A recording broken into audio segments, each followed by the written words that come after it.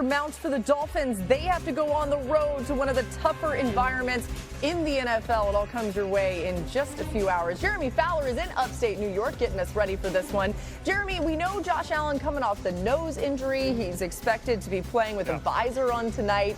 What do the Bills feel their quarterback won't have to shoulder the offensive load alone tonight? Yeah, Laura, Josh Allen knows that he does not have to do it all by himself. James Cook, one of the top rushers in the league, and the Bills have 11 different players with at least 25 scrimmage yards. That's tops in the NFL. So Allen has no restrictions. He can still do his dual threat thing. It's just the Bills want him, as they always do, to be careful when he decides to be a bulldozer and try to run people over in the middle of the field. Protect that face a little bit. Bigger challenge over Buffalo is on defense. Ed Oliver out. Matt Milano out. So they'll be relying on younger players like Shedeur Sanders, Dorian Williams to shoulder the load. It's a unique opportunity for Miami to try to stick with the run. They have not done that this year, just 27 rushes through the first two games. And then real quick, Laura, I spoke with Miami edge rusher Jalen Phillips. He told me Mike McDaniel has not lost this locker room despite the 0-2 start. The energy, the effort, the locker room morale has all been good. They are simply not producing and cannot get off the field on third down. He said that's been the most frustrating thing for the entire team. All right, we'll keep an eye on that and some of those matchups you noted there, Jeremy. Thanks so much for the latest. Welcome. We're here. Let's start this thing off. We've got Dan Orlovsky, Peter Schrager, and Jason McCourty here, our regular Thursday crew. Dan, how will Buffalo try to make things difficult for these Dolphins, this defense specifically tonight? You'll see a lot of times tonight 2 and 3 tight ends on the field for Buffalo. It's the #1 offense in the NFL when they do that. And the way that they can get simplistic in their run game when they'll take Dawson Knox and Kincaid and Jackson Hawes and run the football, or some of their play action game that allows them to just look at Josh Allen. Multiple tight ends. So not just 2, they will line up at 3 with 3 on the field at times. Josh is unbelievable in it. And then James Cook running the football is very good in it as well. So this is a thing that has become a staple for their offense through 2 games. It's also something Miami defensively struggles with a ton.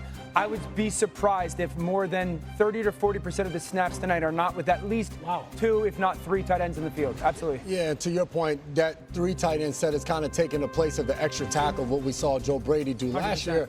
And to be honest, everything has worked against the Miami Dolphins in this defense. Sure. They've been abysmal, second to last when it comes to third down conversion and second to last when it comes to points. So as I look at this game, the front 7 for the Miami Dolphins, they went into this season, and the secondary was a mess because Kader Kohou gets hurt. They signed Artie Burns. He gets hurt. They rolled out there in their first game of the season. It was the first time that set of 5 players ever played in a game together. Minka Fitzpatrick is the anchor there, but Rasul Douglas now steps in for a cornerback run where guys like Storm Duck are hurt, and that was your #1 cornerback. So I don't see how Miami can stop this Buffalo Bills offense. Can you once again say that name? Storm Duck. Yeah, #1 North Carolina. Storm Incredible Duck. name. Yeah. Love that guy. North Carolina. Peter, it has been, as you heard Jeremy alluding to, a rough start to the season for Miami. How crucial is tonight for Mike McDaniel? Yeah, you take a temperature online or on the message boards or with Dolphins fans who are very, very sensitive right now about the future of their team, and it might be that this is do or die. If he's fired, he's out. I don't get that sense. Speaking of people in Miami, it's like it's a long season. They almost won last week. And you look at what they've got next week on the schedule. On this network, Monday Night Football with the great Dan Orlovsky in the booth. Let's go, Dan. Jets versus Dolphins in Miami. If you get blown out tonight, it's not good, and there will be people calling for McDaniel's head.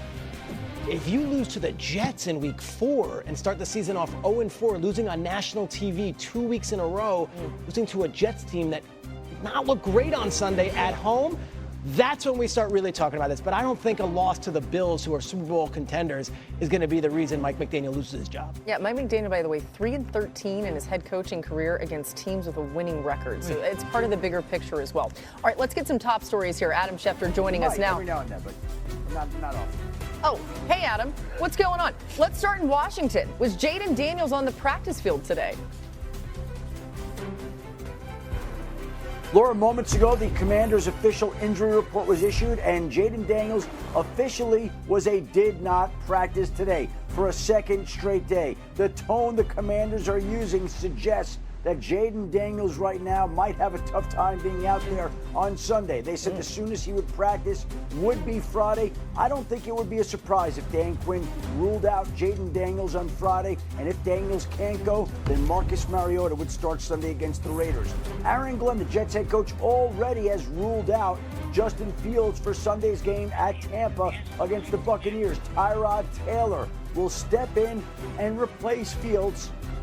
Jets play in Tampa this week before that noted Monday night game against the Dolphins, so Fields will have a little extra time to try to get through concussion protocol and clear it next week. And moments ago, the 49ers practice got underway in Santa Clara, and for the second straight day, Brock Purdy is on the practice field. Now we'll see whether it's a limited practice, a full practice, but he is out there, and as Kyle Shanahan said yesterday, there is a chance that Purdy will be able to play in Sunday's big matchup against the NFC West rival Arizona Cardinals.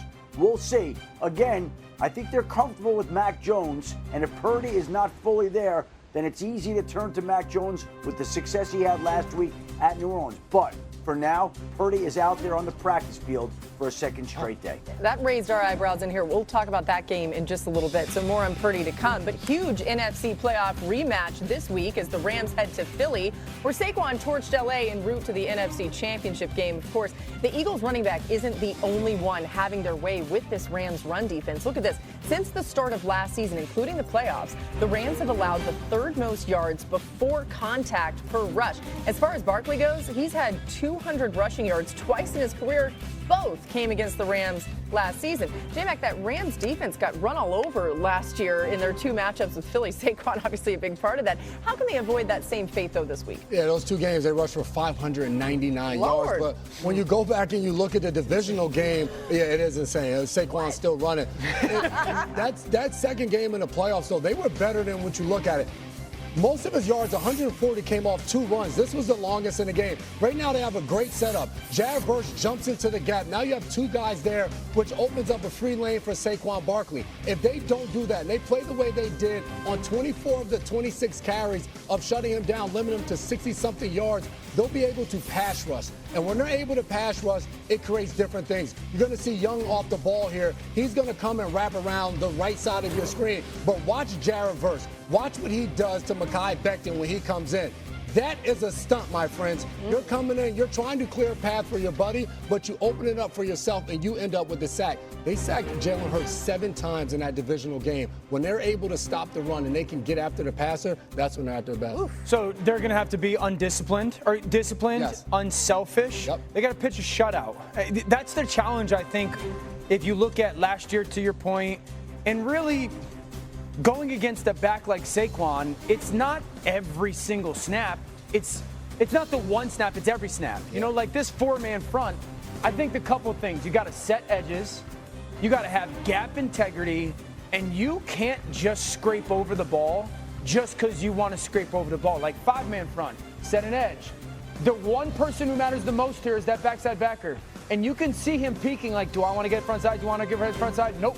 I think the unselfish element of not wanting to be hero ball is going to be huge. Because, J-Mac, to your point, like when they get into pass coverage situations, I think they're really good. I think they play with great leverage. I think they tie the moment of disguise or rotation with their pass rush. Yeah. It's just, can they get there? And can they be perfect? Like, against Saquon and this off, you have to be perfect. Belichick used to always say it, against a back like that, everyone's at the point of attack. So to your point, whether you're on the front side of the plane, he's running towards you, or you're on the back side and you think, oh, play's going away from me, just like that, Saquon can make a jump cut, and now he's right in your face. But you got to do it like with discipline, right? It's not like everybody run to the ball. No, it's got to be controlled. The point of attack. If you're not disciplined, then you screw your guys on the other side of the ball. So you have to make sure at all times you are disciplined, whether the play's coming to you or away from you. All right, so J-Mac's going to break down defense better than anybody on TV. You're going to break down offense better than anyone down on TV. What the heck do I bring? I bring you this. Everyone get to know the name Brad Rogers. Who is Brad Rogers? Brad Rogers is the official for Sunday's game. And you better believe the league office and the Rams have been in a lot of discussions this week about how this tush push is going to be officiated. They had a lot of discussions about it last year in the snow, and look what I'm showing right now.